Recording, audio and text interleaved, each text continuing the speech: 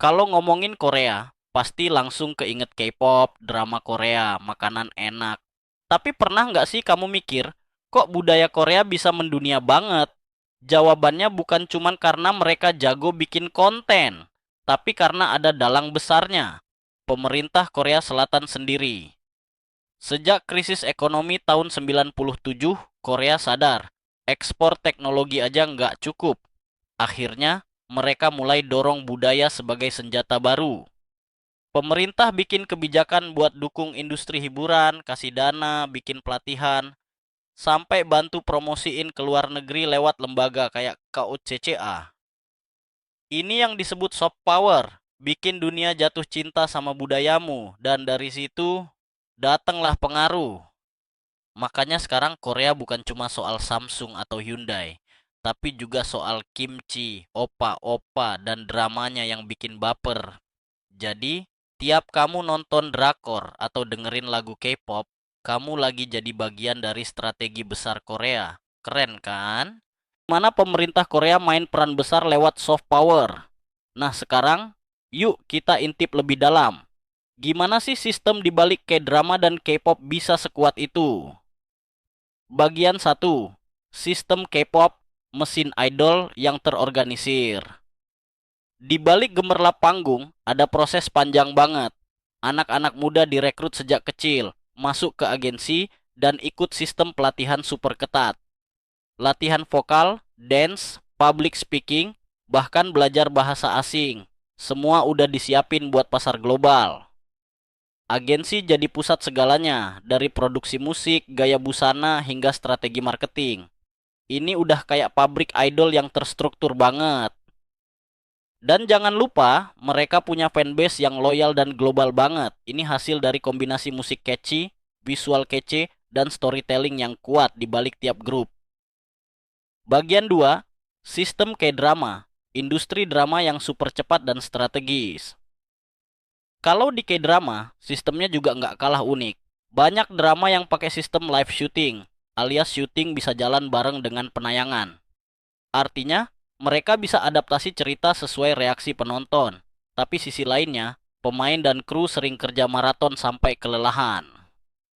K-drama juga udah go internasional. Banyak banget kerja sama produksi bareng platform global. Bikin cerita Korea bisa ditayangin serentak ke seluruh dunia. Jadi, baik K-pop maupun K-drama itu bukan kebetulan sukses. Mereka lahir dari sistem yang disiplin, industri yang kuat, dan strategi pemerintah yang matang. Tadi kita udah bahas sistem K-pop dan K-drama, tapi ada satu hal lagi yang jadi senjata rahasia Korea, teknologi dan media sosial. Bagian satu, teknologi yang mendukung industri budaya. Fakta menarik, Korea Selatan adalah salah satu negara dengan internet tercepat di dunia. Ini bikin akses ke konten jadi super gampang dan cepat. Industri hiburan Korea juga adaptif banget sama teknologi baru.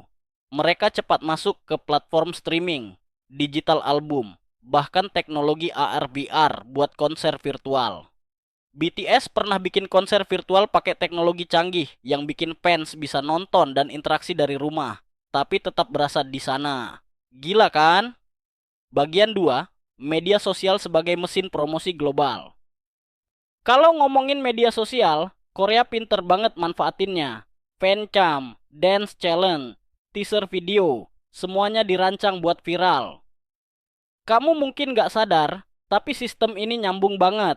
Fans bikin konten, kontennya viral, makin banyak orang penasaran, makin besar pasar.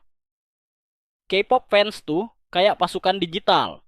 Mereka aktif banget bikin tren, naikin tagar, sampai bantu voting buat award internasional. Drama Korea juga nggak kalah. Banyak adegan jadi meme, potongan drama diupload di mana-mana. Gratis marketing yang luar biasa. Jadi budaya Korea, konten plus teknologi plus komunitas. Kesuksesan budaya Korea tuh bukan cuma soal kontennya bagus, tapi karena mereka ngerti banget, konten plus teknologi plus media sosial sama dengan ledakan global. Dan semua itu dirancang rapi banget, mulai dari agensi, pemerintah, sampai fans. Pernah nggak sih kamu nonton K-drama terus nangis sendiri? Atau dengerin lagu K-pop yang liriknya aja kamu nggak ngerti, tapi hatimu nyesek. Nah, itu bukan sekadar hiburan.